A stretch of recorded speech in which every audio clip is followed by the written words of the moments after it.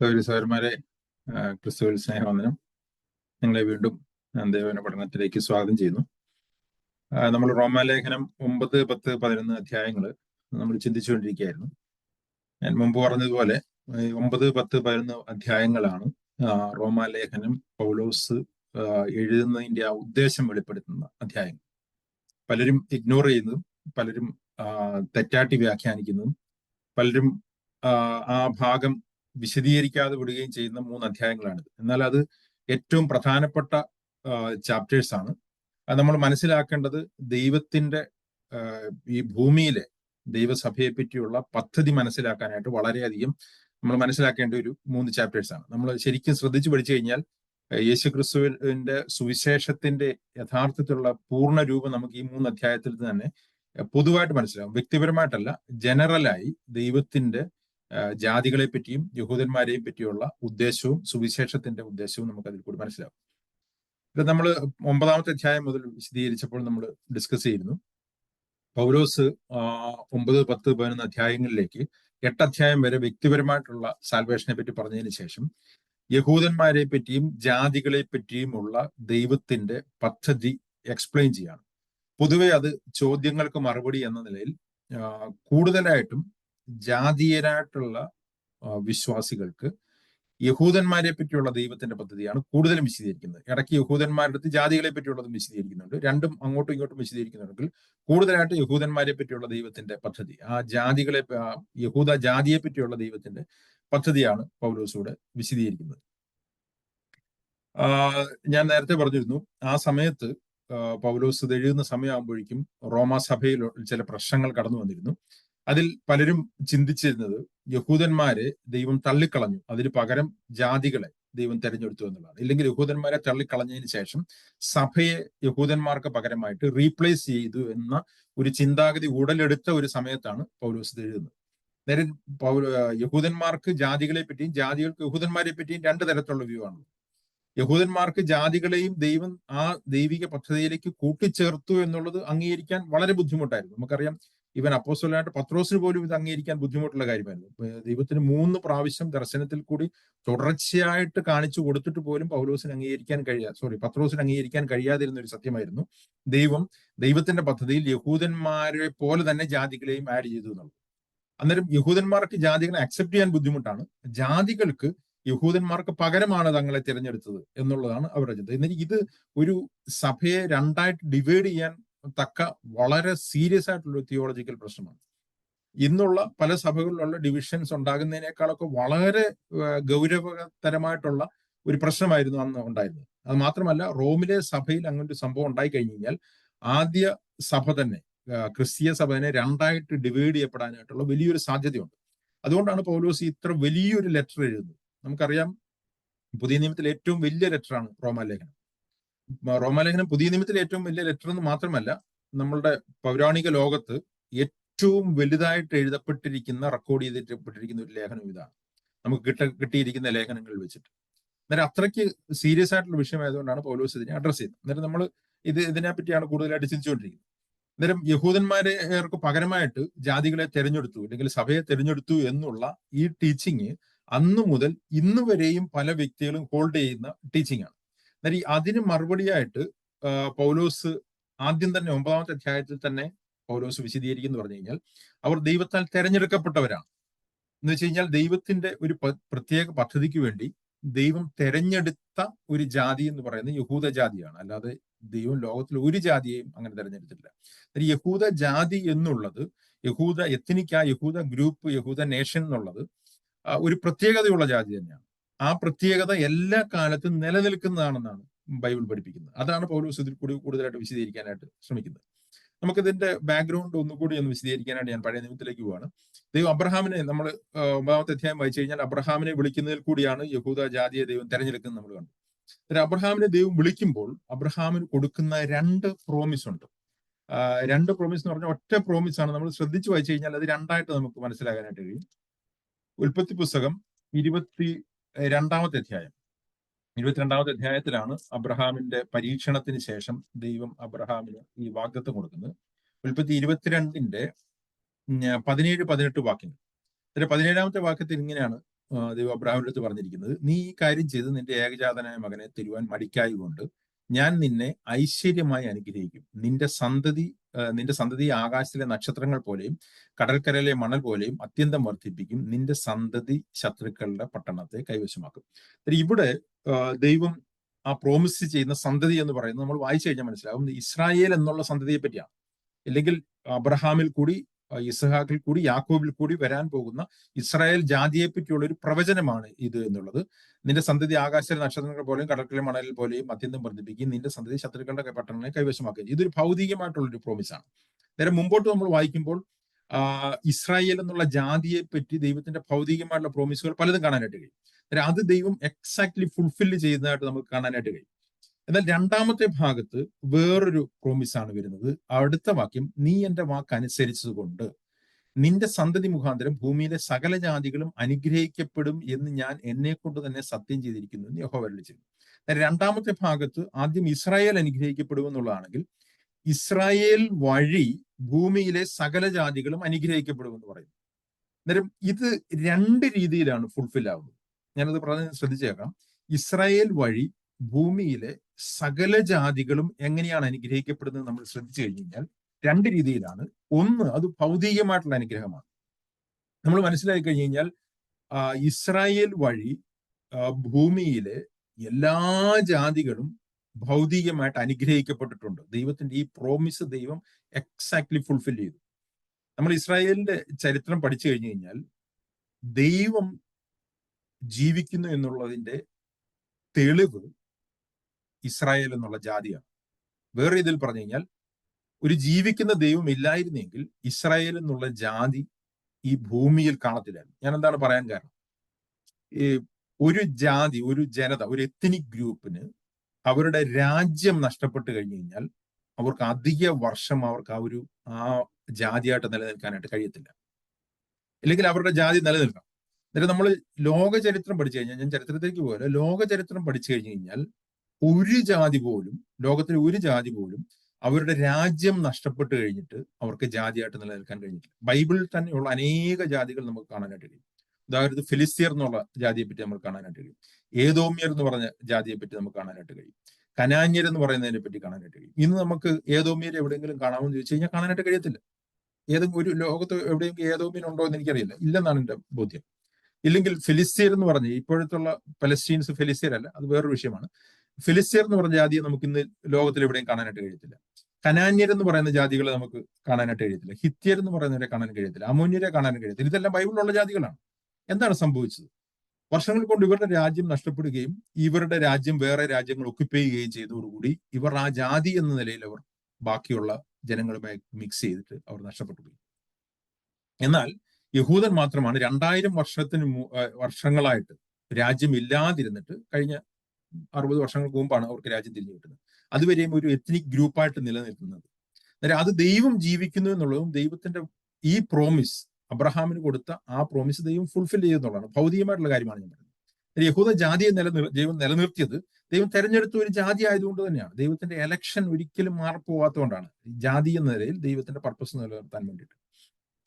രണ്ടാമത് ദൈവത്തിന്റെ പ്രോമിസ് എന്ന് പറഞ്ഞു കഴിഞ്ഞാൽ നീ മുഖാന്തരം, നിന്റെ സന്തതി മുഖാന്തരം ഭൂമിയിലെ സകല ജാതികളും അനുഗ്രഹിക്കപ്പെടുമെന്നുള്ളത്. അതും ദൈവം ചെയ്തു എന്ന് നമുക്ക് മനസ്സിലാക്കാനായിട്ട് കഴിയും. ഞാൻ അതിന്റെയും വിശദീകരണത്തിലേക്ക് പോകുന്നില്ല. ഇതൊക്കെ നിങ്ങൾക്ക് സെക്യുലറായിട്ട് തന്നെ നമുക്ക് മനസ്സിലാക്കാവുന്ന കാര്യമാണ്. ബൈബിൾ കൂടി നിങ്ങൾക്ക് മനസ്സിലാക്കേണ്ട കാര്യമല്ല ഞാൻ ഈ പറയുന്ന ഒന്നും. ചരിത്രത്തിൽ, സെക്യുലർ ചരിത്രത്തിൽ നമുക്ക് മനസ്സിലാക്കാൻ കഴിയുന്ന കാര്യമാണ്. യഹൂദ ജാതി എന്ന് പറയുന്നത് ലോകത്തിലെ ജനസംഖ്യയുടെ 0.2%.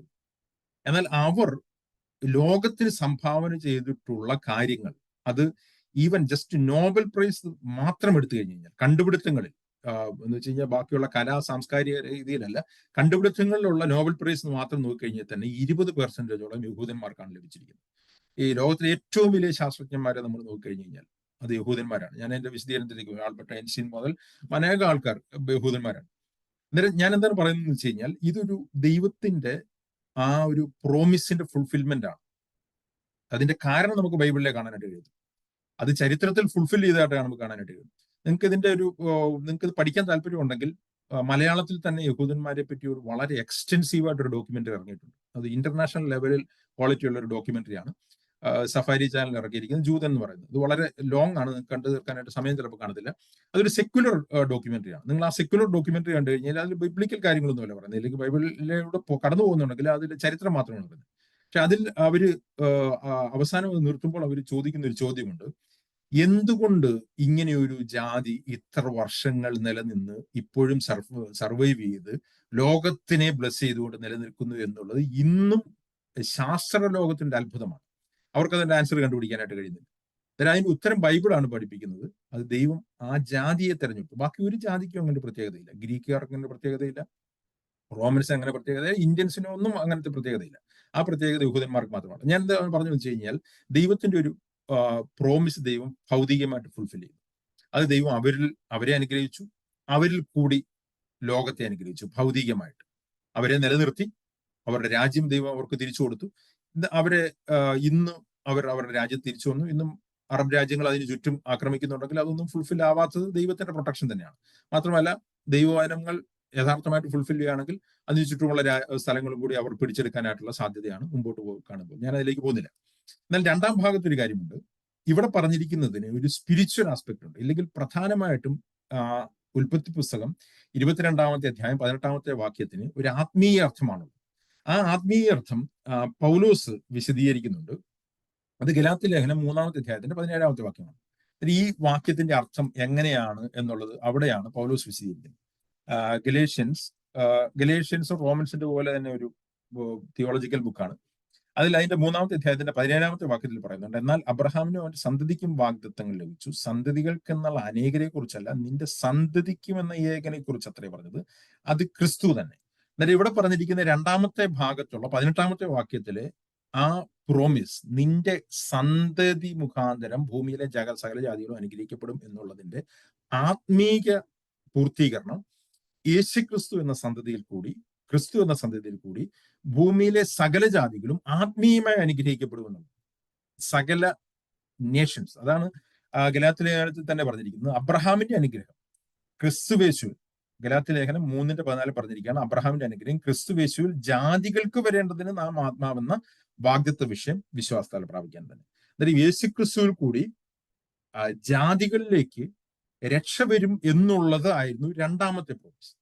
ഈ രണ്ട് ഭാഗങ്ങളുള്ള ഒരു പ്രോമിസാണ് ഇതെന്നാണ് ഞാൻ പറഞ്ഞത്. ഈ രണ്ടാമത്തെ ഭാഗത്തെ പ്രോമിസിനെ പറ്റിയാണ് ശരിക്കും പൗലോസ് റോമാലേഖനം 9 മുതൽ 11 വരെയുള്ള വാക്യങ്ങൾ കൂടി വിശദീകരിക്കുന്നത്. ഈ രണ്ടാം ഭാഗത്തെ പ്രോമിസിന് വേണ്ടിയിട്ട് ദൈവം തെരഞ്ഞെടുത്ത, ആദ്യ ഭാഗം മാത്രമല്ല, രണ്ടാം ഭാഗത്തെ പ്രോമിസിന് വേണ്ടിയിട്ടും ദൈവം തെരഞ്ഞെടുത്ത ഒരു എലക്ട് ചെയ്ത ജനസമൂഹമാണ് യഹൂദന്മാർ. അതാണ് നമ്മൾ 9-ാമത്തെ അധ്യായത്തിൽ പറഞ്ഞിരിക്കുന്നത്. അവർക്ക് മാത്രമായി ദൈവം കൊടുത്ത ചില പ്രത്യേകതകളാണ് പുത്രത്വം, തേജസ്, നിയമങ്ങൾ, ന്യായപ്രമാണം, ആരാധന, വാഗ്ദത്തം, പിതാക്കന്മാർ. എന്നിട്ട് പറയുകയാണ് ജഡപ്രകാരം ക്രിസ്തുവും അവരിൽ നല്ലവണ്ണം. അന്നേരം ദൈവത്തിന്റെ ആ പദ്ധതി അതേപോലെ തന്നെ ഫുൾഫിൽ ചെയ്തു. ദൈവം അവരിൽ കൂടി ക്രിസ്തുവിനെ ഭൂമിയിലേക്ക് അയച്ചു. അന്നേരം ദൈവത്തിന്റെ ക്രിസ്തുവിനെ ഭൂമിയിലേക്ക് അയക്കുന്നതിന്റെ ഉദ്ദേശം എന്നുള്ളത് ക്രിസ്തുവിൽ കൂടി യഹൂദന്മാരും ബ്ലസ്ഡ് ആവണം, അതുപോലെ തന്നെ യഹൂദന്മാരിൽ കൂടി ജാതികൾ ബ്ലസ്ഡ് ആവുന്നതാണ്. നിന്റെ സന്തതി മുഖാന്തരം ഭൂമിയിലെ സകല ജാതികളും അനുഗ്രഹിക്കപ്പെടും. എന്നാൽ അവിടെയാണ് ഒരു പ്രശ്നം പറ്റിയത്.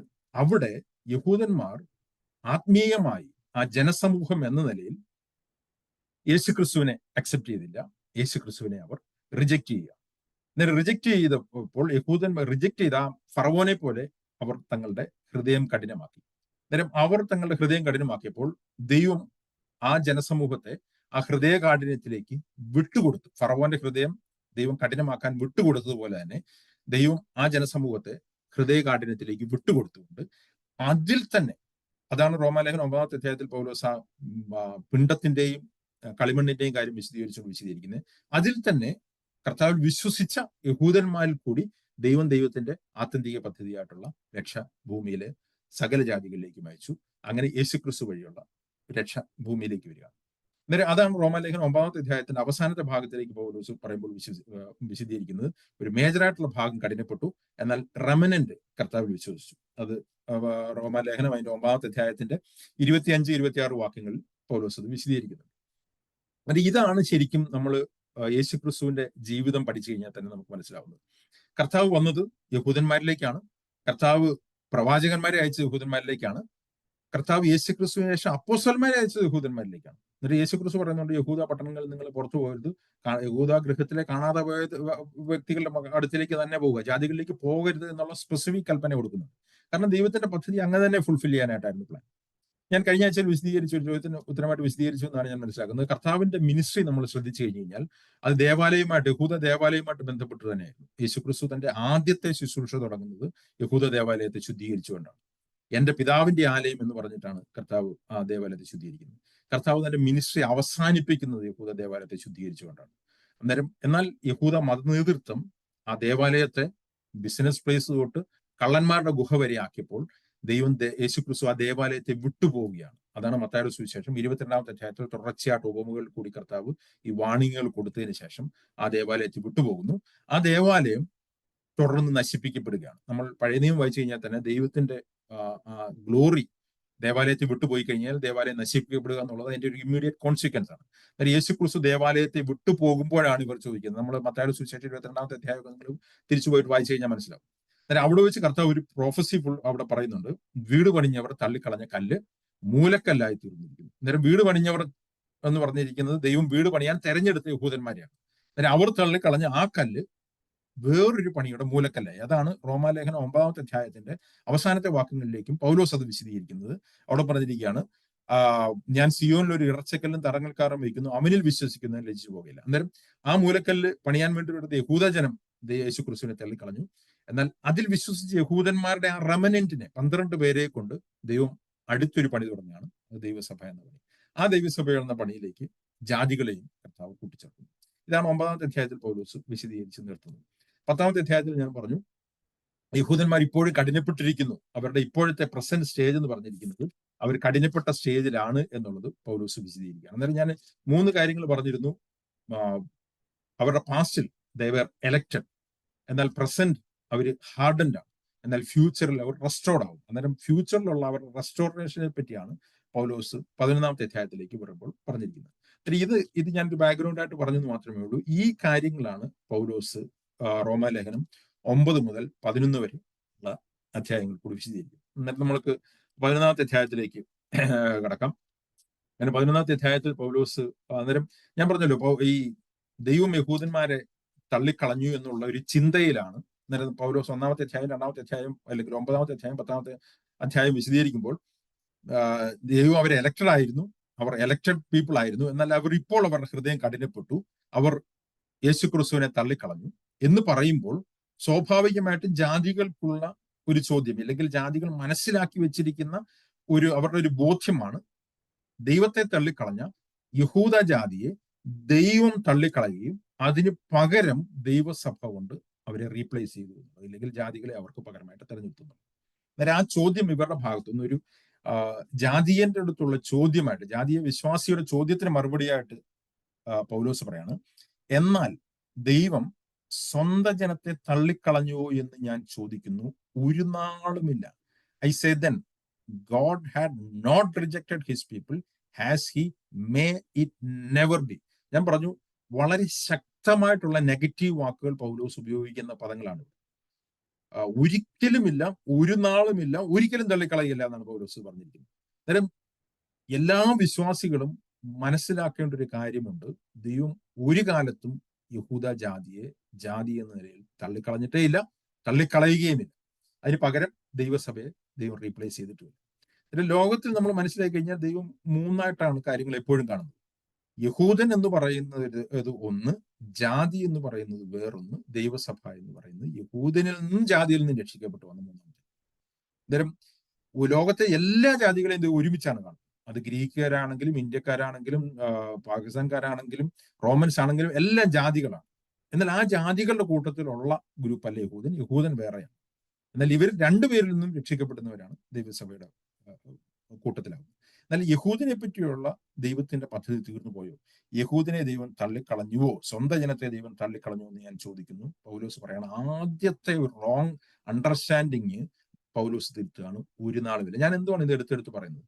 ഈ റോങ് തിയോളജീസ് എല്ലാ കാലത്തും ഉണ്ട്. അത് റോങ് ആയിട്ടുള്ള പ്രവർത്തികളിലേക്ക് നയിക്കുകയും ചെയ്യും. ഈ യഹൂദന്മാരെ ഏറ്റവും കൂടുതൽ ഉപദ്രവിച്ചിട്ടുള്ളത് മുസ്ലിംസോ ഇല്ലെങ്കിൽ വേറെ ആരെങ്കിലും അല്ല, ഏറ്റവും കൂടുതൽ യഹൂദന്മാരെ ഉപദ്രവിച്ചിട്ടുള്ള ക്രിസ്ത്യൻസ് ആണ് ലോക ചരിത്രത്തിൽ. അതിന്റെ കാരണം തന്നെ ക്രിസ്തീയ സഭാപിതാക്കന്മാർ പോലും യഹൂദന്മാരെ ദൈവം തള്ളിക്കളഞ്ഞു എന്ന് വിശ്വസിച്ചവരാണ് പലരും. അതിന്റെ ഇങ്ങേയറ്റത്തുള്ള വ്യക്തിയാണ് മാർട്ടിൻ ലൂതർ. മാർട്ടിൻ ലൂതറിന്റെ ഇൻഫ്ലുവൻസിൽ ആണ് ഹിറ്റ്ലർ യഹൂദന്മാരെ നശിപ്പിച്ചതെന്നാണ് ചരിത്രകാരന്മാർ പലരും പറയുന്നത്. ഇല്ലെങ്കിൽ ഹിറ്റ്ലർ അതൊരു ന്യായീകരണമായിട്ട് എടുത്തു. ഞാൻ അതിന്റെ ഡീറ്റെയിലേക്ക് പോകുന്നില്ല. ഓക്കെ, എനിവേ, കാര്യം ഇവിടെ പൗലോസ് ഉറപ്പിച്ചു പറയാണ് യഹൂദന്മാരെ ദൈവം തള്ളിക്കളഞ്ഞിട്ടില്ല. അതിന്റെ കാരണം പൗലോസ് പറയുകയാണ്, ഞാനൊരു യഹൂദനാണ്, ദൈവം തെരഞ്ഞെടുത്ത, ദൈവത്തിന്റെ പദ്ധതിയിലേക്ക് തിരഞ്ഞെടുക്കപ്പെട്ട ഒരു യഹൂദനാണ് ഞാൻ എന്ന് പറഞ്ഞിട്ട് പറഞ്ഞു. ഞാനും ഇസ്രായേലിനല്ലോ, അബ്രഹാമിന്റെ സന്തതിയിൽ ബെന്യാമീൻ ഗോത്രത്തിൽ ജനിച്ചവൻ തന്നെ. എന്നിട്ട് പൗലോസ് പറയാണ്, ദൈവം മുന്നറിഞ്ഞ ജനത്തെ തള്ളിക്കളഞ്ഞിട്ടില്ല എന്നിട്ട് പറയാണ്. ദൈവം മുന്നറിഞ്ഞ ജനത്തെ നമ്മൾ നേരത്തെ പറഞ്ഞു, ദൈവം മുന്നമേ ഒരു റിലേഷനിൽ വന്ന അബ്രഹാം, ഇസ്ഹാക്ക്, യാക്കോബ് എന്ന വ്യക്തികൾ കൂടി ദൈവം മുന്നമേ ഒരു റിലേഷനിൽ വന്ന ജാതിയാണ്. ആ ജാതിയെ ദൈവം തള്ളിക്കളഞ്ഞിട്ടില്ല എന്ന് പറഞ്ഞിട്ട് പഴയ നിയമ ചരിത്രത്തിൽ നിന്നും പൗലോസ് ഒരു വിശദീകരണം വീണ്ടും കൊണ്ടുവരികയാണ്. ഇതിനെ യിരെമ്യാവിന്റെ കാലത്ത്, ഏലിയാവിന്റെ കാലത്ത് ഇതേപോലെ തന്നെ യഹൂദജനം പൂർണ്ണമായിട്ടും ദൈവത്തെ തള്ളിക്കളഞ്ഞ് ബാലിനെ ആരാധിക്കാൻ പോയൊരു ചരിത്രമുണ്ടായിരുന്നു, ഒരു സമയം ഉണ്ടായിരുന്നു. അന്ന് ഏലിയാവ് മാത്രമാണ് ദൈവത്തിന് വേണ്ടിയിട്ട് നിന്നത് എന്ന് ഏലിയാവിന് തോന്നുന്നു. അന്നേരം ഏലിയാവ് പറയാണ്, അവൻ ഇസ്രായേലിന് വിരോധമായി. അന്നേരം ഇവിടുത്തെ ഒരു വിഷയം എന്ന് പറഞ്ഞു കഴിഞ്ഞാൽ, യഹൂദന്മാർ യേശുക്രിസ്തുവിനെ തള്ളിക്കളഞ്ഞു, അവന്റെ അപ്പോസ്തലന്മാരെ തള്ളിക്കളഞ്ഞു, അപ്പോസ്തലന്മാരെ കൊല്ലുന്നു. അങ്ങനെ ശക്തമായിട്ട് യഹൂദ ജാതി ദൈവത്തിന് എതിരെ നിൽക്കുമ്പോൾ പൗലോസ് പറയാണ്, ഇത് ചരിത്രത്തിൽ സംഭവിച്ചിട്ടൊരു കാര്യമാണ്. അന്നും ഇതുപോലെ തന്നെ സംഭവിച്ചു. അന്ന് ഏലിയാവ് ഇസ്രായേലിന് വിരോധമായി, കർത്താവെ, അവർ നിന്റെ പ്രവാചകന്മാരെ കൊന്നു, നിന്റെ യാഗപീഠങ്ങൾ ഇടിച്ചു കഴിഞ്ഞു, ഞാൻ ഒരുത്തൻ മാത്രം ശേഷിച്ചിരിക്കുന്നു, അവർ എനിക്കും ജീവഹാനി വരുത്തുവാൻ എന്ന് നോക്കുന്നു എന്ന് ദൈവത്തോട് വാദിക്കുമ്പോൾ അവനൊരു അരുളപ്പാടുണ്ടായെന്നാൽ, ബാലിന് മുട്ടുകുത്താത്ത 7000 പേരെ ഞാൻ എനിക്കായി ശേഷിപ്പിച്ചിരിക്കുന്നു എന്ന് പറഞ്ഞു. അന്നേരം ദൈവം പറയുന്നതിന്റെ കാര്യം എന്ന് പറഞ്ഞാൽ, രണ്ടാമത് പൗലോസ് ജാതികളിലത്ത് പറഞ്ഞിരിക്കുന്നത്, എല്ലാ കാലത്തും യഹൂദ ജാതിയിൽ നിന്ന് തന്നെ കർത്താവിൽ വിശ്വസിക്കുന്ന ഒരു റെമനന്റ് ഉണ്ടായിരുന്നു. ആ റെമനന്റിനെ പറ്റിയാണ് 9-ാമത്തെ അധ്യായത്തിൽ അവസാനത്തെ വാക്യത്തിലേക്ക് പൗലോസ് പറഞ്ഞിരിക്കുന്നത്. എല്ലാ കാലത്തും ദൈവത്തോട് എതിർത്ത് നിൽക്കുന്ന ഒരു മേജർ പാർട്ടുള്ളപ്പോൾ ഒരു റെമനന്റ് എപ്പോഴും കർത്താവിൽ വിശ്വസിച്ചുകൊണ്ടിരുന്നു. ആ റെമനന്റ് ഇന്നും യഹൂദ ജാതിയിൽ തന്നെ ദൈവത്തിന് വേണ്ടിയിട്ട് നിലനിൽക്കുന്നുണ്ട് എന്നാണ് പറഞ്ഞിരിക്കുന്നത്. അന്നേരം അവരെ പറ്റി പറഞ്ഞിരിക്കുകയാണ്, ബാലിന് മുട്ടുകുത്താത്ത 7000 പേരെ ഞാൻ എനിക്കായി ശേഷിപ്പിച്ചിരിക്കുന്നു. അന്നേരം ദൈവത്തിന്റെ remnant, there is a remnant. ആ റെമനന്റ് ആരാണ്? ആ റെമനന്റ് എന്ന് പറഞ്ഞു കഴിഞ്ഞാൽ ബാലിന് മുട്ടുകുത്താതെ ദൈവത്തെ സേവിച്ചുകൊണ്ടിരുന്ന വ്യക്തികളാണ് എല്ലാ കാലത്തും. അന്നേരം ദൈവത്തിന് വേണ്ടിയിട്ട് നിൽക്കുന്ന 12 അപ്പോസ്തലന്മാരെ പോലെ, ആദിമസഭയിലെ പോലെ തന്നെ ഒരു ഗ്രൂപ്പ് എല്ലാ കാലത്തും ദൈവത്തിന് വേണ്ടി നിലനിൽക്കുന്നതാണ് പറഞ്ഞത്. എന്നിട്ട് പറയാണ്, അങ്ങനെയാണ് എങ്കിൽ, അന്ന് അങ്ങനെ ആയിരുന്നുവെങ്കിൽ ഇന്നും കൃപയാലുള്ള തെരഞ്ഞെടുപ്പിൻ പ്രകാരം ഒരു ശേഷിപ്പുണ്ട്, കൃപയാലെങ്കിൽ പ്രവൃത്തിയാലല്ല. എന്നാലും ഇവിടെ പറഞ്ഞിരിക്കുന്നത് കൃപയാലുള്ള തെരഞ്ഞെടുപ്പ് എന്ന് പറഞ്ഞാൽ കർത്താവിൽ വിശ്വസിക്കുന്നവരെ ദൈവം തെരഞ്ഞെടുക്കുന്നതിനെ പറ്റിയാണ്. ആ ജാതി എന്നുള്ള പറഞ്ഞ ആദ്യത്തെ ഇലക്ഷനെ പറ്റിയല്ല ഇവിടെ പറഞ്ഞിരിക്കുന്നത്. ഞാൻ മുമ്പോട്ട് വിശദീകരിക്കും. അതായത് കർത്താവിൽ വിശ്വസിക്കുന്ന ആ റെമനന്റിനെ കർത്താവ് തെരഞ്ഞെടുക്കും. എന്നിട്ട് പറയുകയാണ്, അത് കൃപയാലുള്ള തെരഞ്ഞെടുപ്പാണ്. അതാണ് എഫേസ്യ ലേഖനത്തിൽ നമ്മളെ പറ്റിയും പറഞ്ഞിരിക്കുന്നത്, കൃപയാൽ വിശ്വാസം മൂലം നമ്മൾ നീതീകരിക്കപ്പെട്ടിരിക്കുന്നു. അന്നേരം കൃപയാൽ വിശ്വാസം മൂലം രക്ഷിക്കപ്പെട്ടിരിക്കും. അന്നേരം കർത്താവിൽ വിശ്വസിച്ച് രക്ഷിക്കപ്പെട്ട ആ ഒരു ഗ്രൂപ്പിനെ പറ്റി പറഞ്ഞിരിക്കുകയാണ്. അത് കൃപയാലാണ്, വിശ്വാസത്താലാണ്. എന്നിട്ട് പറയാണ്, അല്ലെങ്കിൽ കൃപയല്ല, ആകയാൽ എന്ത്, ഇസ്രായേൽ താൻ തിരഞ്ഞത് പ്രാപിച്ചില്ല, തിരഞ്ഞെടുക്കപ്പെട്ടവർ അത് പ്രാപിച്ചിരിക്കുന്നു, ശേഷമുള്ളവരെ കഠിനപ്പെട്ടിരിക്കുന്നു. പൗലോസ് രണ്ടാമത്തെ ഒരു കാര്യം പറയാണ്, ഇസ്രായേലിൽ തന്നെ കർത്താവിൽ വിശ്വസിച്ച ആ ഗ്രൂപ്പിനെ ദൈവം തെരഞ്ഞെടുത്തു. അന്നേരം അവർ രണ്ട് കാര്യങ്ങൾ പറയാണ്, there is a remnant and there is rest. ആ റെമനന്റ് കർത്താവിൽ വിശ്വസിച്ചു, കർത്താവ് അവരെ സ്വീകരിച്ചു. കർത്താവിനോട് റിബല് ചെയ്ത ആ റെസ്റ്റ് ആയിട്ടുള്ള ആൾക്കാരെ ദൈവം കഠിനപ്പെടുത്താനായിട്ട് വിട്ടു. അന്നേരം നേരത്തെ തന്നെ പറഞ്ഞതുപോലെ ഫറവോനെ പോലെ ഹൃദയം കഠിനപ്പെടുത്തിയ ആ ഇസ്രായേലിനെ ദൈവം കഠിനപ്പെടാനായിട്ട് വിട്ടുകൊടുത്തു. എന്നാൽ കർത്താവിൽ വിശ്വസിച്ച ആ ശേഷിപ്പിനെ കർത്താവ് നിലനിർത്തിക്കൊണ്ട് തന്നെ മുമ്പോട്ട് ദൈവത്തിന്റെ പദ്ധതി മുമ്പോട്ട് കൊണ്ടുപോവുകയാണ്. എന്നിട്ട് ആ കഠിനപ്പെട്ടവരെ പറ്റി പറഞ്ഞിരിക്കുകയാണ്, ദൈവം അവർക്ക് ഇന്നുവരെ ഗാഠനിദ്രയും കാണാത്ത കണ്ണും കേൾക്കാത്ത ചെവിയും കൊടുത്തു എന്ന് എഴുതിയിരിക്കുന്നല്ലോ. അവരുടെ മേശവർക്ക് കിണിയും കുടുക്കും ഇടർച്ചയും പ്രതികാരവുമായി തരട്ടെ. അവരുടെ കണ്ണ് കാണാതെ വണ്ണം ഇരുണ്ടു പോകട്ടെ, അവരുടെ മുതുക് എപ്പോഴും കുനിയണമേ എന്ന് ദാവീദും പറഞ്ഞിരിക്കുന്നു. അന്നേരം 8-ാമത്തെ വാക്യത്തിൽ യെശയ്യാ പ്രവചനത്തിൽ ഒരു പ്രവചനം പൗലോസ് കോട്ട് ചെയ്യാണ്. ഈ പ്രവചനം നമ്മൾ വായിച്ചു കഴിഞ്ഞു കഴിഞ്ഞാൽ ഇത് 3 പേര് ഇത് കോട്ട് ചെയ്തിട്ടുണ്ട്. ഒരേ സാഹചര്യത്തിലാണ് ഇത് കോട്ട് ചെയ്യുന്നത്. അത് യെശയ്യാവ് പറഞ്ഞു, യേശുക്രിസ്തു അത് കോട്ട് ചെയ്തു, പൗലോസ് അത് കോട്ട് ചെയ്തു. അന്നേരം 3 പേരും പറയുന്ന ഒരേ സാഹചര്യത്തിലാണ്. യെശയ്യാവിന്റെ പ്രവചനം എന്ന് പറഞ്ഞു കഴിഞ്ഞാൽ ഇസ്രായേൽ ദൈവത്തിനെതിരെ മത്സരിച്ചുകൊണ്ടിരുന്നപ്പോൾ യെശയ്യാവ് അവിടെ പ്രവചിക്കുകയാണ്. അന്നേരം യെശയ്യാവിന്റെ പ്രവചനത്തോട് എതിർത്ത് നിൽക്കുന്ന ആ ജനതയെ ദൈവം ഹൃദയകാഠിന്യത്തിനായിട്ട് വിട്ടുകൊടുക്കുക. അന്നേരം യെശയ്യാവിന്റെ ഒരു ശുശ്രൂഷ എന്ന് പറഞ്ഞു കഴിഞ്ഞാൽ എപ്പോഴും ദൈവവചന ശുശ്രൂഷ രണ്ട് രീതിയിലുണ്ട്. ദൈവത്തോട് റെസ്പോണ്ട് ചെയ്യുന്നവരെ ദൈവം സോഫ്റ്റനാക്കും, ദൈവത്തോട് എതിർത്ത് നിൽക്കുന്നവരെ ദൈവം കഠിനനായിട്ട് വിട്ടുകൊടുക്കും. അന്നേരം യെശയ്യാവിന്റെ പ്രവചനത്തിൽ കൂടെ യെശയ്യാവ് പ്രവചിച്ചപ്പോൾ ഒരുപാട് ഒരു മേജറായിട്ടുള്ള യഹൂദജനം ഇസ്രായേൽ ബാബിലോൺ പ്രവാസത്തിലേക്ക് പോകുന്നതിന് മുമ്പായിട്ട് ഈ യെശയ്യാവിന്റെ പ്രവചനത്തോട് എതിർത്ത് നിന്നു. ദൈവം അവർക്ക് കാണാത്ത കണ്ണും അവർക്ക് ഗാഠനിദ്രയും കാണാത്ത കണ്ണും കെടുക്കുന്നിരിക്കുമെന്ന് എഴുതിയിരിക്കുന്നല്ലോ. അന്നേരം അങ്ങനെ അവരെ ദൈവം കഠിനത്തിലേക്ക് വിട്ടുകൊടുത്തു. എന്നാൽ ദൈവം വീണ്ടും അവരോട് ഇടപെട്ടുകൊണ്ടേയിരുന്നു. കഴിഞ്ഞ അധ്യായത്തിൽ പറഞ്ഞ രൂപത്തിൽ ദൈവം അവരുടെ അടുത്ത് കൈ നീട്ടിക്കൊണ്ടേയിരുന്നു. യേശുക്രിസ്തുവിനെ അവരിലേക്ക് വിട്ടു. യേശുക്രിസ്തു വന്നപ്പോൾ യേശുക്രിസ്തു ഇസ്രായേൽ ഗ്രഹത്തോട് സംസാരിക്കുമ്പോൾ ഉപമകളിൽ കൂടിയാണ് സംസാരിക്കുന്നത്. അന്നേരം എന്തുകൊണ്ടാണ് ഉപമകളിൽ കൂടി സംസാരിക്കുന്നത് എന്നുള്ളത് യേശുക്രിസ്തുവിനെ ചോദിക്കുമ്പോൾ യേശുക്രിസ്തു പറയുന്ന മറുപടിയാണ് മത്തായിയുടെ സുവിശേഷം 13:13 ഈ കാര്യമാണ് കോട്ട് ചെയ്യുന്നത്. യെശയ്യാവിന്റെ ഇതേ പ്രവചനം മത്തായിയുടെ സുവിശേഷം 13:13. അന്നേരം അവിടെ പറയാണ്, അതുകൊണ്ട് അവർ കണ്ടിട്ട് കാണാതെയും കേട്ടിട്ട് കേൾക്കാതെയും ഗ്രഹിക്കാതെയും ഇരിക്കിയാൽ ഞാൻ ഉപമകളോട് കൂടി അവരോട് സംസാരിക്കുന്നു. എന്നിട്ട് താഴേക്ക് വരുമ്പോൾ പറയണ, നിങ്ങൾ ചെവിയാൽ കേൾക്കും, ഗ്രഹിക്കുകയല്ലതാണ്, കണ്ണാൽ കാണും, ദർശിക്കുകയല്ലതാണ്. ഈ ജനത്തിന്റെ ഹൃദയം തടിച്ചിരിക്കുന്നു, അവർ ചെവി കൊണ്ട് മന്ദമായി കേൾക്കുന്നു, കണ്ണടച്ചിരിക്കുന്നു, അവർ കണ്ണുകൊണ്ട് കാണാതെയും ചെവി കേൾക്കാതെയും ഹൃദയം കൊണ്ട് ഗ്രഹിക്കാതെയും തിരിഞ്ഞുകൊള്ളാതെയും ഞാൻ ഇവരെ സൗഖ്യമാക്കാതെയും ഇരിക്കേണ്ടതിന് എന്ന് യെശയ്യാവ് പറഞ്ഞ പ്രവചനത്തിന് ഇതിനാൽ നിവർത്തി വന്നു. എന്നാൽ നിങ്ങളുടെ കണ്ണ് കാണുന്നതുകൊണ്ടും നിങ്ങളുടെ ചെവി കേൾക്കുന്നതുകൊണ്ടും ഭാഗ്യമുള്ളതാണ്. ഇത് കർത്താവ് പറഞ്ഞിരിക്കുന്നത് യഹൂദന്മാരുടെ അടുത്ത് തന്നെയാണ്. യഹൂദന്മാരുടെ അടുത്ത് കർത്താവിന്റെ സുവിശേഷം കേൾക്കാമെന്ന ജാതികളുടെ അല്ല, യഹൂദന്മാരുടെ അടുത്ത്. ഞാൻ പറഞ്ഞ ഈ കോണ്ടെക്സ്റ്റ് മനസ്സിലാക്കണം. കർത്താവിന്റെ സുവിശേഷം മുഴുവൻ സംസാരിക്കുന്നതല്ല, യഹൂദന്മാരുടെ അടുത്താണ് ആദ്യം. എന്നാൽ അതിലെ യഹൂദന്മാരുടെ ഒരു മേജർ ഗ്രൂപ്പ് യെശയ്യാവിന്റെ അടുത്ത് എതിർത്ത് നിന്ന പോലെ യേശുക്രിസ്തുവിന്റെ അടുത്ത് എതിർത്ത് നിൽക്കുമ്പോൾ യേശുക്രിസ്തു അവരുടെ അടുത്ത് പറയാണ്, ഞാൻ ഉപമകൾ കൂടി പറഞ്ഞിരിക്കുന്നത് ഇവർക്ക് മനസ്സിലാവാതിരിക്കാൻ വേണ്ടിയിട്ടാണ്. കാരണം ഇവർക്ക് മനസ്സിലാക്കാൻ താല്പര്യമില്ല. അന്നേരം ദൈവത്തോട് എതിർത്ത് നിൽക്കുന്ന വ്യക്തികൾ, ഹൃദയം ദൈവത്തിന് കൊടുക്കാത്ത വ്യക്തികൾ, അങ്ങനെ വ്യക്തികളെ ദൈവം അവർക്ക് മനസ്സിലാകാത്ത രീതിയിൽ അവരെ വിട്ടുകൊടുക്കുക. അന്നേരം കർത്താവ് ഉപമ പറഞ്ഞതിന്റെ ഒന്നാമത്തെ ഉദ്ദേശം ആൾക്കാർക്ക് മനസ്സിലാകാതിരിക്കാൻ വേണ്ടിയിട്ടാണ്. അതുകൊണ്ടാണ് കർത്താവോട് പറഞ്ഞിരിക്കുന്നത്, അവർക്ക് മനസ്സിലാകാതിരിക്കാൻ വേണ്ടിയിട്ടാണ് ഞാൻ ഉപമകൾ കൂടി സംസാരിച്ചതെന്നാണ് പറഞ്ഞിരിക്കുന്നത്. എന്നാൽ അത് കേട്ട കുറച്ച് ഗ്രൂപ്പ് ഉണ്ടായിരുന്നു, അത് മനസ്സിലാക്കി. അവർ കർത്താവിന്റെ അടുത്ത് വരികയും ആ ഉപമകളുടെ അർത്ഥം ചോദിക്കുകയും കർത്താവ് അവർക്ക് എക്സ്പ്ലെയിൻ ചെയ്ത് കൊടുക്കുകയും ചെയ്തു. അന്നേരം കർത്താവ് ഉപമകൾ കൂടി പറയുന്നതിന് രണ്ട് ഉദ്ദേശമുണ്ട്.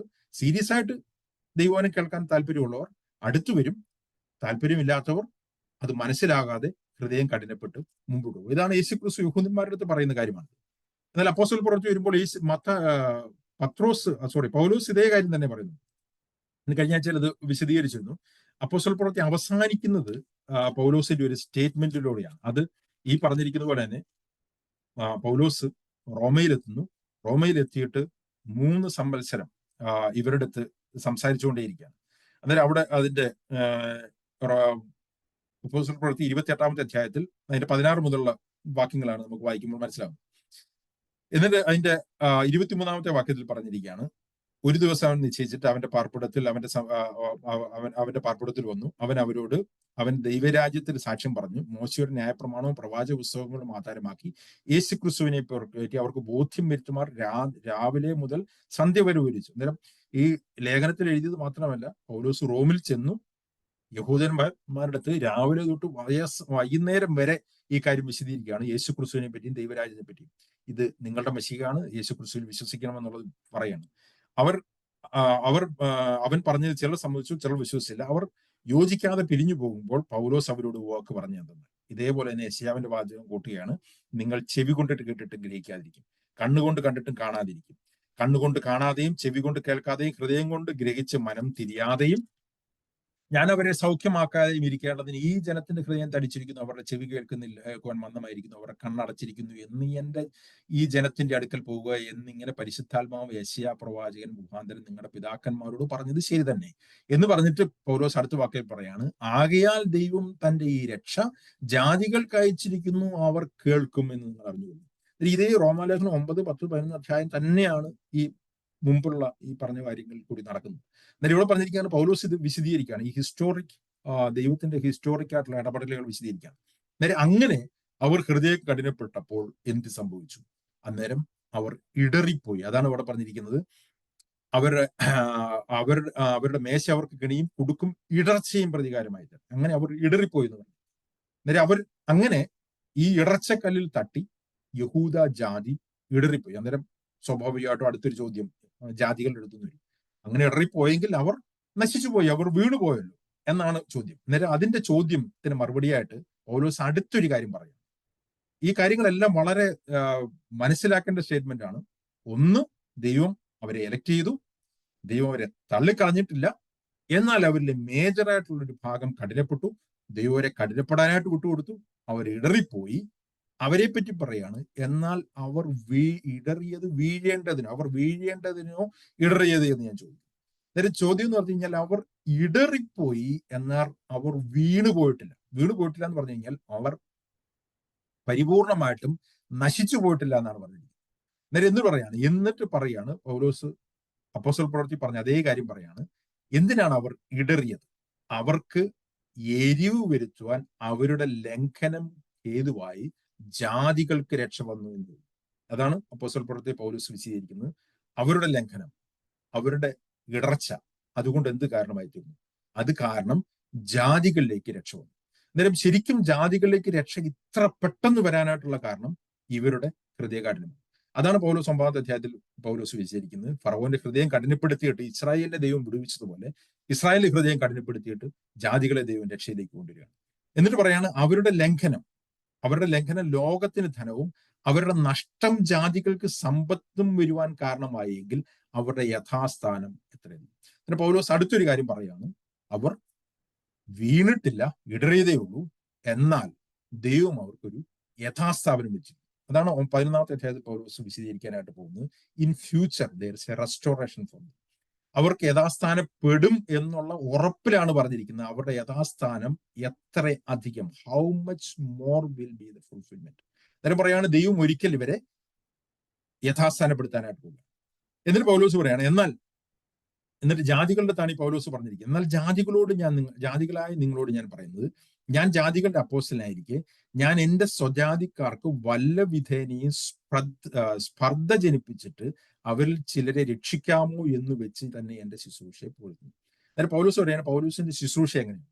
പൗലോസിന്റെ ശുശ്രൂഷ എന്ന് പറഞ്ഞു കഴിഞ്ഞാൽ, ഈ സ്പർദ്ധ എന്ന് പറഞ്ഞാൽ ജലസി എന്നാണ് ഇംഗ്ലീഷിൽ.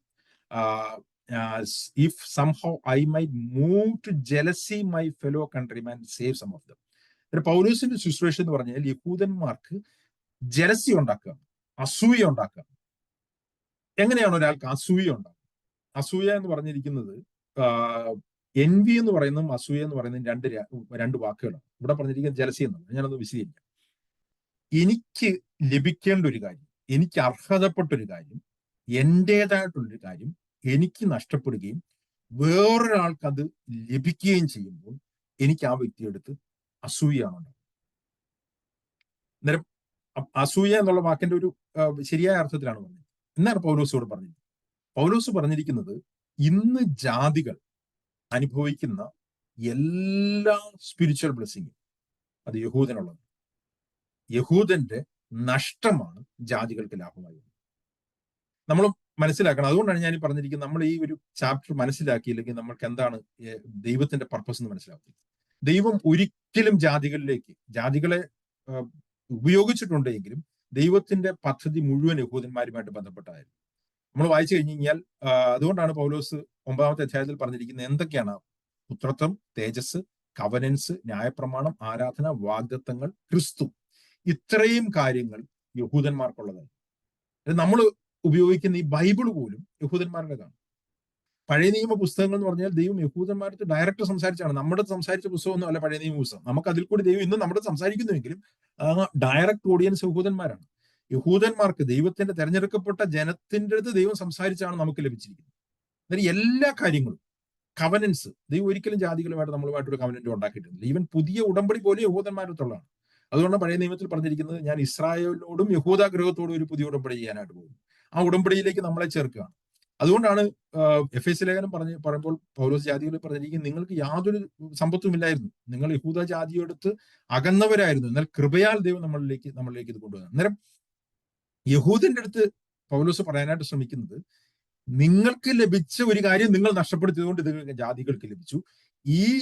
ഇത് കണ്ടിട്ട് നിങ്ങൾക്ക് അസൂയപ്പെട്ടിട്ടാണെങ്കിലും നിങ്ങൾ ഇതിലേക്ക് വരണം എന്ന് കരുതിയാണ് ഞാൻ അവർക്ക് വല്ല വെറുതെയും അസൂയ ജനിപ്പിച്ച് അവരിൽ ചിലരെ രക്ഷിക്കുമാറുമോ എന്ന് വെച്ച് എന്റെ ശുശ്രൂഷയെ പോകുന്നു. അന്നേരം ഒരു റെമനന്റ് അവിടെ ഉണ്ടെങ്കിലും പൗലോസിന്റെ ഹൃദയത്തിലെ ആഗ്രഹം ഇവരെല്ലാവരും രക്ഷിക്കപ്പെടണം.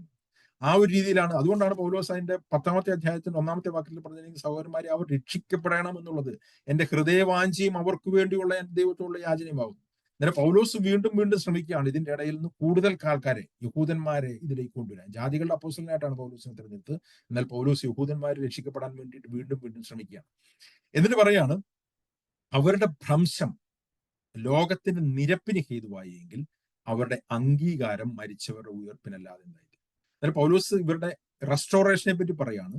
എന്നാൽ ദൈവം ഇവരെ ജാതി എന്ന നിലയിൽ റെസ്റ്റോർ ചെയ്യാനായിട്ട് പോകുന്നു. അതൊരു പോകുമോ ഇല്ലയോ എന്നുള്ള ചോദ്യമല്ല, ചെയ്യും എന്നും ചെയ്യുന്നതിന്റെ റിസൾട്ട് ഇങ്ങനെ ആയിരിക്കും എന്നാണ് പറഞ്ഞിരിക്കുന്നത്. അതായത് ജാതികൾ ദൈവമായിട്ടുള്ള നിരപ്പിൽ വന്നത് യഹൂദന്മാര് യേശുക്രിസ്തുവിനെ തള്ളിക്കളഞ്ഞത് മൂലമാണ് എന്നാണ് പറഞ്ഞിരിക്കുന്നത്. ഇത്ര പെട്ടെന്ന് വന്നു. അവിടെ പറഞ്ഞിരിക്കുകയാണ്, അവരുടെ ഭ്രംശം ലോകത്തിന് നിരപ്പിന് വരുന്നില്ല. അവരുടെ ദൈവം അവരെ അംഗീകരിക്കുമ്പോൾ, അവരുടെ റെസ്റ്റോറേഷൻ ആകുമ്പോൾ എന്ത് സംഭവിക്കുന്നു? മരിച്ചവരുടെ ഉയർപ്പാണ് എന്ന് പറഞ്ഞാൽ കർത്താവിന്റെ വരവാകുമ്പോഴേക്കും ഇവർ കംപ്ലീറ്റ് ആയിട്ട് റെസ്റ്റോർഡ് ആവും എന്നുള്ളതാണ് പൗലോസ് വിശദീകരിക്കുന്നത്. എന്നാൽ ഇവരുടെ ഫ്യൂച്ചർ റെസ്റ്റോറേഷനെ പറ്റി പൗലോസ് പറയാണ്. കാരണം ഈ ജാതിയെ ദൈവം നിലനിർത്തിയിരിക്കുന്നത് അവരെ തിരിച്ചു കൊണ്ടുവരാൻ വേണ്ടിയിട്ടാണ്. ദൈവത്തിന് അവർ ആ ജാതിയുമായിട്ടുള്ള പദ്ധതി തീർന്നു പോയെങ്കിൽ അവരെ നിലനിർത്തേണ്ട കാര്യം പോലും ഇല്ല. ദൈവം ചരിത്രത്തിൽ കൂടി അവരെ, ആ റെമനന്റിനെ കൂടി യഹൂദ ജാതിയെ നിലനിർത്തിയിരിക്കുന്നത്, രാഷ്ട്രമായിട്ട് നിലനിർത്തിയിരിക്കുന്നത് ഈ അവരെ ഒരുമിച്ച് ഇവരെ തിരിച്ചു കൊണ്ടുവരാൻ വേണ്ടിയിട്ടാണ് എന്നാണ് പറഞ്ഞത്. എന്നിട്ട് പൗലോസ് അടുത്തൊരു എക്സാമ്പിൾ പറയാണ്. ജാതികളിലാണ് ഇതെല്ലാം പറഞ്ഞിരിക്കുന്നത്. കാരണം ജാതികൾ കൃത്യമായിട്ട് മനസ്സിലാക്കണം, യഹൂദന്മാർ ദൈവിക പദ്ധതിയിൽ ഇപ്പോഴും നിലനിൽക്കുന്നു എന്നുള്ളത്. യഹൂദന്മാരെ പറ്റിയും ദൈവസഭയിലുള്ള യഹൂദന്മാരെ പറ്റിയും ജാതികൾ മനസ്സിലാക്കാൻ വേണ്ടി പറയാം. എന്നിട്ട് പൗലോസ് പറയാണ്, ആദ്യ ഭാഗം വിശുദ്ധമെങ്കിലും പിണ്ടം മുഴുവനും അങ്ങനെ തന്നെ, വേര് വിശുദ്ധമെങ്കിൽ കൊമ്പുകളും അങ്ങനെ തന്നെ എന്ന് പറഞ്ഞു കഴിഞ്ഞാൽ ഇവിടെ മനസ്സിലാക്കാൻ 2 എക്സാമ്പിൾ കൂടി പൗലോസ് പറയാണ്. ഒരു പിണ്ടത്തിന്റെ കാര്യമാണ് പൗലോസ് 9-ാമത്തെ അധ്യായത്തിന്റെ അവസാനത്തെ ഭാഗത്ത് കുശവൻ ഒരു പിണ്ടത്തിൽ പണിഞ്ഞിട്ട് കാര്യങ്ങൾ ചെയ്യുന്നതിനെ പറ്റിയാണ് പറഞ്ഞിരിക്കുന്നത്. പൗലോസ് പറഞ്ഞിരിക്കുകയാണ്, ഒരു പിണ്ടത്തിന്റെ ആദ്യ ഭാഗം വിശുദ്ധമാണെങ്കിൽ ആ പിണ്ടം മുഴുവനും വിശുദ്ധമാണ് എന്ന് പറഞ്ഞാൽ യഹൂദ ജാതി മുഴുവൻ ദൈവത്തിന്റെ വിശുദ്ധ ജാതിയായിട്ടാണ് ദൈവം കണക്കാക്കുന്നതെന്നാണ് പൗലോസ് അവിടെ പറയുന്നതിന്റെ അർത്ഥം. രണ്ടാമത് പറയാണ്, വേര് വിശുദ്ധമാണെങ്കിൽ കൊമ്പുകളും അങ്ങനെ. ഒരു മരത്തിന്റെ വേര് വിശുദ്ധമാണെങ്കിൽ, അതിന്റെ റൂട്ട് വിശുദ്ധമാണെങ്കിൽ കൊമ്പുകളും അങ്ങനെ. ഈ പറയുന്നത് നിങ്ങൾ മനസ്സിലാക്കണം. ഇത് പറയുന്നതിന്റെ അർത്ഥം എന്ന് വെച്ച് കഴിഞ്ഞാൽ എല്ലാ യഹൂദന്മാരും വിശുദ്ധന്മാരായി ജീവിച്ചു എന്നല്ല പറയുന്നതിന്റെ അർത്ഥം. എല്ലാ യഹൂദന്മാരും യേശുക്രിസ്തുവിൽ വിശ്വസിച്ചു എന്നല്ല പറയുന്നതിന്റെ അർത്ഥം. ഇവിടെ വിശുദ്ധം എന്ന് പറയുന്നതിന്റെ അർത്ഥം എന്ന് പറഞ്ഞാൽ സെറ്റ് അപ്പാർട്ട് എന്നുള്ളത്. ദൈവം സെറ്റ് അപ്പാർട്ട് ചെയ്തൊരു ജാതിയാണ് യഹൂദ ജാതി എന്നുള്ള അർത്ഥത്തിലാണ് ആ വിശുദ്ധം എന്നുള്ള വാക്ക് പറഞ്ഞിരിക്കുന്നത്. ആസ് എ നേഷൻ, അതുകൊണ്ടാണ് ഞാൻ പറഞ്ഞത് ബാക്കിയുള്ള ജാതികളെ പോലെയല്ല, ദൈവത്തിന്റെ ഒരു തെരഞ്ഞെടുക്കപ്പെട്ട സെറ്റ് അപ്പാർട്ട് നേഷൻ ആയിരുന്നു, ജാതിയായിരുന്നു, എത്നിക് ഗ്രൂപ്പ് ആയിരുന്നു യഹൂദൻ. ഇപ്പോഴും അങ്ങനെ തന്നെ. കർത്താവ് പൗലോസ് പറയാണ്, ആ പിണ്ടത്തിന്റെ ആദ്യ ഭാഗം ദൈവം അങ്ങനെയാണ് കണ്ടത് എങ്കിൽ ആ ജാതിയെ മുഴുവൻ അങ്ങനെ തന്നെയാണ് ദൈവം കണ്ടിരിക്കുന്നത്. ആ ജാതി മുഴുവൻ ദൈവത്തിന് വേണ്ടിയിട്ട് സെപ്പറേറ്റഡ് ആയിട്ട് ദൈവം എലക്ട് ചെയ്തൊരു ജാതിയാണ് എന്നാണ് പറഞ്ഞത്. എന്നാൽ എന്താണ് സംഭവിച്ചത്? ആ ജാതിയെ മുഴുവൻ ദൈവം നശിപ്പിച്ച് കളഞ്ഞിട്ടില്ല, തള്ളിക്കളഞ്ഞിട്ടില്ല. ആ മരത്തെ മുഴുവൻ ദൈവം വേരോടെ നശിപ്പിച്ചിട്ടില്ല. എന്താണ് സംഭവിച്ചത്? അവിടെ പറഞ്ഞിരിക്കുക, അതിലെ കൊമ്പുകളിലെ ചിലതിനെ ഒടിച്ചിട്ട് കാട്ടലുവായ നിങ്ങളെ അതിലോട്ട് ചേർത്തു. അന്നേരം റീപ്ലേസ്മെന്റ് എന്ന് പറഞ്ഞിരിക്കുന്ന യഹൂദ ജാതിയല്ല, അവിശ്വസിച്ച യഹൂദന്മാരെയാണ് കട്ട് ചെയ്തിട്ട് വിശ്വസിച്ച ജാതികളെ അതിലേക്ക് കൊണ്ടുചേർക്കുക. അതാണ് പൗലോസ് പറഞ്ഞിരിക്കുന്നത്. പൗലോസ് ഇവിടെ ഒരു ബഡ്ഡിങ്ങിന്റെ ഒരു എക്സാമ്പിൾ ആണ് പറഞ്ഞിരിക്കുന്നത്. അന്നേരം ആ ശരിക്കുള്ള ആ മരത്തിൽ നിന്ന് കൊമ്പുകളിൽ, ആ മരത്തിലെ കൊമ്പുകളിലെ ചിലതിനെ ഒടിച്ചിട്ട് കാട്ടൊലിവായ നിന്റെ നേച്ചറിൽ തന്നെ നീ കാട്ടൊലിവായിരുന്നു, ശരിക്കുള്ള ഒലിവ് പോലും അല്ലായിരുന്നു ജാതികൾ. നിന്നെ അവയുടെ ഇടയിൽ ഒട്ടിച്ചു ചേർത്ത് ഒലിവ് മരത്തിന്റെ ഫലപ്രദമായ വേരിന് പങ്കാളിയായി തീർന്നുവെങ്കിലോ കൊമ്പുകളുടെ നേരെ പ്രശംസിക്കരുത്. പ്രശംസിക്കുന്നുവെങ്കിൽ നീ വേരിനെ അല്ല, വേര് നിന്നെയല്ലേ ചുമക്കുന്നതെന്ന് ഓർക്കുക. പൗലോസ് ഇതിൽ കൂടി പറയുന്നതിന്റെ കാര്യം എന്താണ്? ജാതികൾ ശരിക്കും ഇസ്രായേൽ എന്നുള്ള റൂട്ടിലേക്ക് ചേർക്കപ്പെട്ടവരാണ്. അല്ല, ജാതികൾ ശരിക്കും റൂട്ടില്ലാത്തവരാണ്. നമ്മളെല്ലാവരും തന്നെ ശരിക്കും ഇസ്രായേൽ എന്നുള്ള ആ മരവുമായിട്ടുള്ള ചേർത്ത ബന്ധത്തിലാണ് വന്നത്. അത് ഏത് രീതിയിലാണെങ്കിൽ ഞാൻ പറഞ്ഞല്ലോ, ആദിമ സഭ ഇസ്രായേൽ സഭയായിരുന്നു, ഇസ്രായേൽ മാത്രമുള്ള സഭയായിരുന്നു. അതിലേക്കാണ് ജാതികൾ കൂട്ടിച്ചേർത്തത്. അന്നേരം പൗലോസ് പറഞ്ഞിരിക്കുന്നത്, ചിലരെ ഒടിച്ചു കളഞ്ഞിട്ട്, അവിശ്വാസത്താൽ ഒടിഞ്ഞു പോയ വ്യക്തികളെ ഓടിച്ചു കളഞ്ഞിട്ട് നമ്മളെ അതിലേക്കാണ് ചേർത്തിരിക്കുന്നതെങ്കിൽ നമ്മൾ ഒരിക്കലും പ്രശംസിക്കരുത്.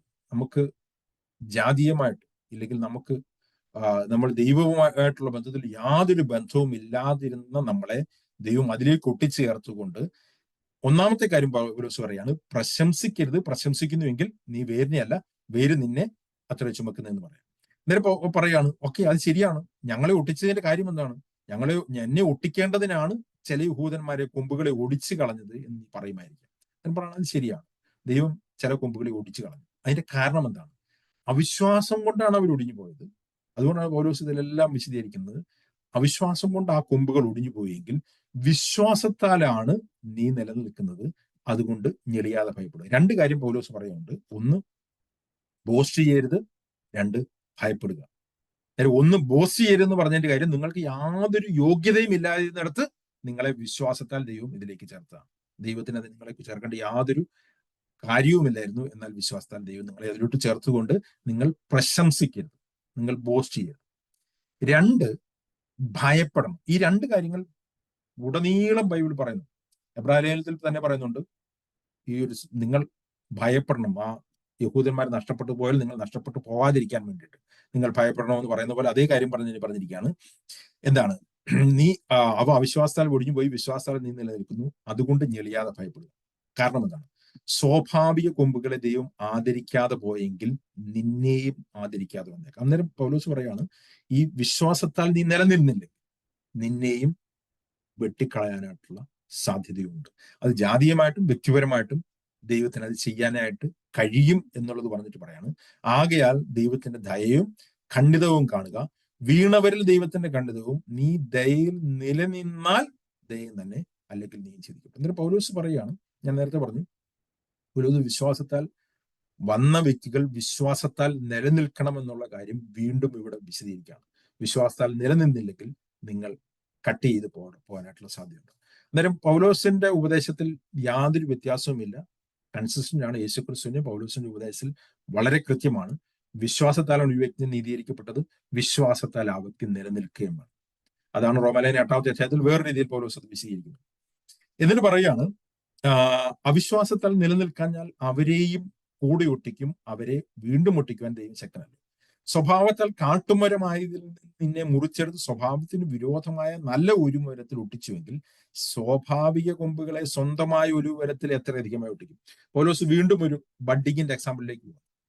നമുക്കറിയാം, ഇപ്പൊ ഒരു ഫോർ എക്സാമ്പിൾ നമ്മൾ ഇപ്പോഴത്തെ ഒരു ഇതിൽ പറഞ്ഞു കഴിഞ്ഞാൽ, ഓർഗൻ ട്രാൻസ്പ്ലാന്റേഷന്റെ കാര്യം പറഞ്ഞു കഴിഞ്ഞാൽ, ഒരു മനുഷ്യന്റെ ഒരു ഓർഗൻ മാറ്റി വെക്കണമെങ്കിൽ എപ്പോഴും ഞാൻ മനസ്സിലാക്കിയെടുത്തോളം ഡോക്ടേഴ്സ് ശ്രമിക്കുന്നത് ആ വ്യക്തിയുടെ തന്നെ ഓർഗൻ ആണ് എങ്കിൽ ആ ബോഡി അത് പെട്ടെന്ന് അക്സെപ്റ്റ് ചെയ്യും. അതുപോലത്തെ ഒരു എക്സാമ്പിൾ ആണ് പൗലോസ് പറഞ്ഞത്.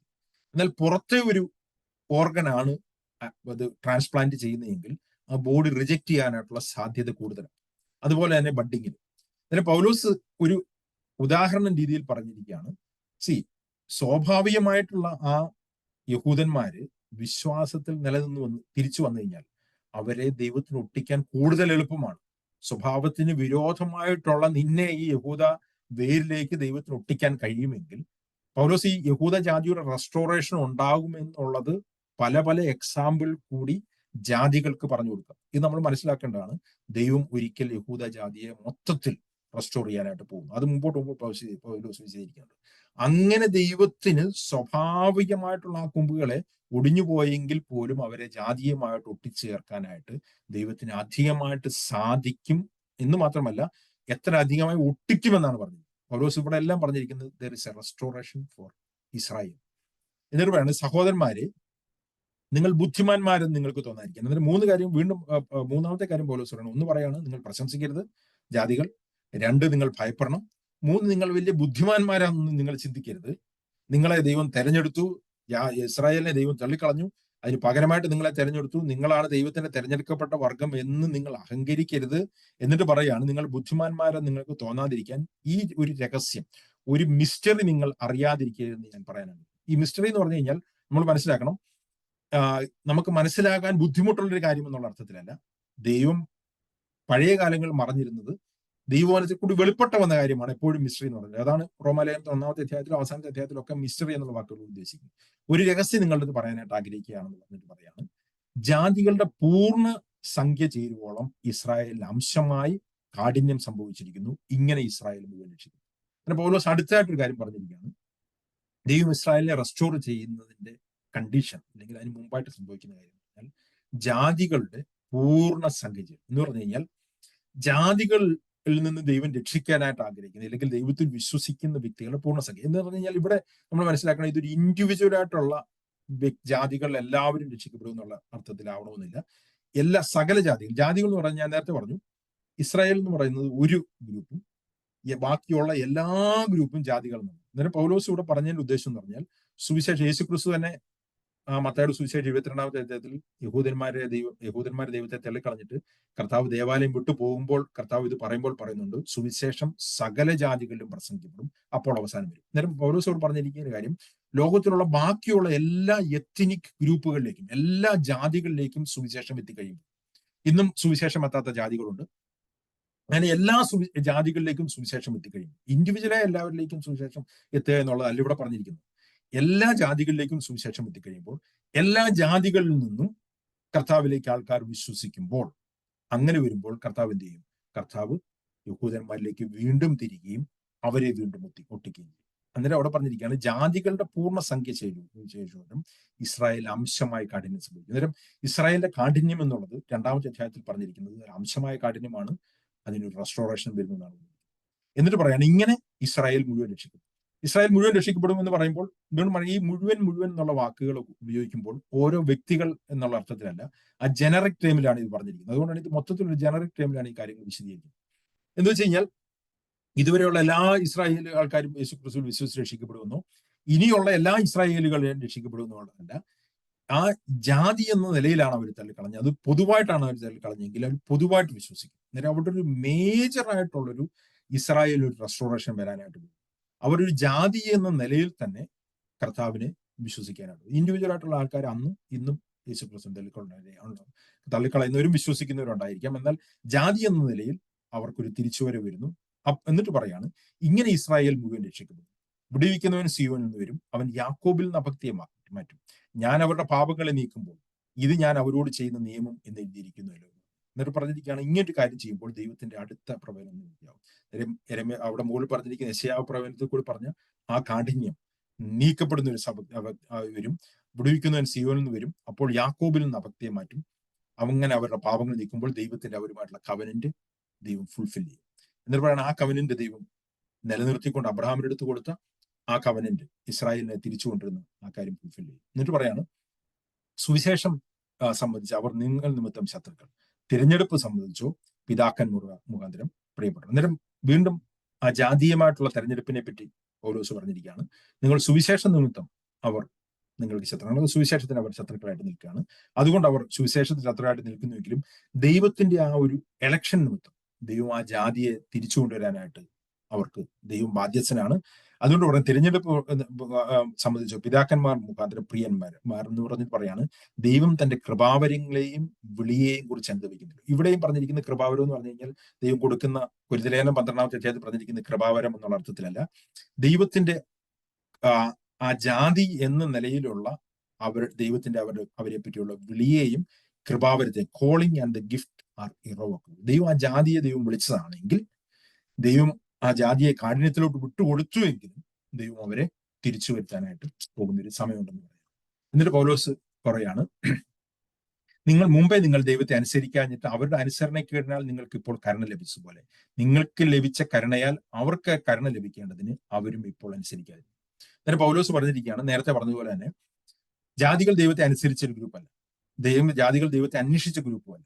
എന്നാൽ അവർ ഇസ്രായേൽ അനുസരണക്കേട് കാണിച്ചപ്പോൾ ജാതികളിലേക്ക് ദൈവത്തിന്റെ കൃപ വന്നതുപോലെ നിങ്ങൾക്ക് ലഭിച്ച കരുണയാൽ, നിങ്ങൾക്ക് കരുണ ലഭിച്ചു, ആ കരുണയിൽ നിങ്ങൾ വന്നതുപോലെ നിങ്ങൾക്ക് ലഭിച്ച കരുണ പോലെ അവർക്കും വീണ്ടും കരുണ ലഭിക്കേണ്ടതിന് അവർ ഇപ്പോൾ അനുസരിക്കാതിരിക്കുന്നു. ഇപ്പോൾ അനുസരിക്കാതിരിക്കുന്നവരാണെങ്കിലും നിങ്ങൾക്ക് ജാതികളിലേക്ക് ദൈവത്തിന്റെ കരുണ വന്നതുപോലെ തന്നെ ഇസ്രായേലിലേക്ക് ദൈവത്തിന്റെ കരുണ വീണ്ടും പോകുന്ന ഒരു സമയമുണ്ട്. അങ്ങനെ ഇസ്രായേൽ മുഴുവൻ പരീക്ഷിക്കപ്പെടും. അങ്ങനെ ദൈവത്തിന് എല്ലാവരിടത്തും കരുണ ചെയ്യാനായിട്ടാണ് ആഗ്രഹം. ദൈവം കുറച്ച്, അതുകൊണ്ടാണ് ഞാൻ പറഞ്ഞത്, റോമാലേഖനത്തിന് മുകളിൽ അധ്യായത്തിൽ പറഞ്ഞിരിക്കുന്നത്, ദൈവം ചിലരിടത്ത് കരുണ കാണിക്കുകയും ചിലരെ കഠിനമാക്കുകയും ചെയ്യുന്നു എന്ന് പറയുമ്പോൾ ദൈവത്തിന്റെ ആത്യന്തികമായിട്ടുള്ള ഉദ്ദേശം എല്ലാവരും ദൈവത്തിന്റെ കരുണയിലേക്ക് വരണമെന്നുള്ളതാണ്. എല്ലാവരും എന്ന് പറഞ്ഞാൽ വീണ്ടും ഞാൻ പറഞ്ഞു, ഇൻഡിവിജ്വൽ അല്ല, അവിടെ പറഞ്ഞ് യഹൂദനും ജാതികളും എന്നുള്ള ആ രണ്ട് ഗ്രൂപ്പിനെയും കൂടി ചേർത്തിട്ടാണ് എല്ലാവരും എന്നുള്ള വാക്ക് പറഞ്ഞിരിക്കുന്നത്. അവിടെ പ്രതികരിക്കുകയാണ് എല്ലാവരോടും കരുണ കാണിക്കേണ്ടതിന് എല്ലാവരെയും കരുണക്കെല്ലാം ചെയ്യും. എന്നിട്ട് ദൈവത്തിന്റെ ഈ ഒരു ആത്യന്തിക പദ്ധതി കണ്ടിട്ട് പൗലോസ് ഇതുവരെ ഇസ്രായേലിനെ പറ്റി പറയുകയായിരുന്നെങ്കിൽ ഇവിടെ ഇസ്രായേലിന്റെ ദൈവത്തെ പറ്റി പൗലോസ് വിശദീകരിക്കുകയാണ്.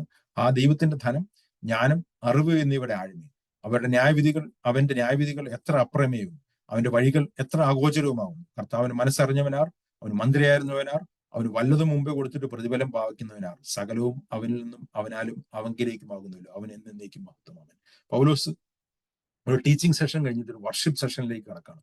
ദൈവത്തിന്റെ ഈ പദ്ധതി കാണുമ്പോൾ ദൈവം ആത്യന്തികമായിട്ട് യഹൂദനെയും ജാതിയെയും റെസ്റ്റോർ ചെയ്ത് ദൈവം ഒരുമിച്ച് വീണ്ടും കൊണ്ടുവരുമെന്നുള്ള ദൈവത്തിന്റെ പദ്ധതി കണ്ടിട്ട് പൗലോസ് ദൈവത്തെ വർഷിപ്പ് ചെയ്തുകൊണ്ട് ഈ ഒരു അധ്യായം അവസാനിപ്പിക്കുകയാണ്.